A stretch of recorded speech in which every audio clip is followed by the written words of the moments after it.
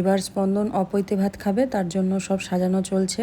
তো স্পন্দন যেহেতু ব্রহ্মচারী হবে, তাই তার আগের দিনে মানে অপৈতে ভাতের দিনে সমস্ত খাবারের ব্যবস্থা নিরামিষ করা হয়েছিল। আমার শ্বশুরবাড়ির কুলদেবতা হচ্ছেন বাবা বক্রেশ্বর, তাই পরিবারের নিয়ম অনুযায়ী পৈতের আগের দিন মানে অপৈতে ভাতের দিন নিরামিষ খাওয়ার একটা ব্যাপার আছে।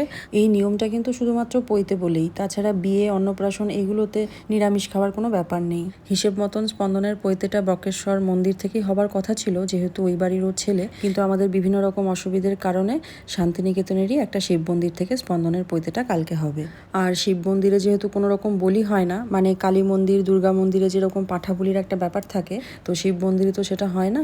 সে কারণে পৈতের আগের দিন আর পৈতের দিন নিরামিষ খাবারের একটা ব্যাপার আছে। আর একটা কথা না বললেই নয়, স্পন্দনের পৈতেতে যত পান পাতা লেগেছে, এই যে পান পাতাগুলো দেখছেন, এই সমস্ত পান এসেছে কিন্তু আমার এক বন্ধুর বাড়ি থেকে।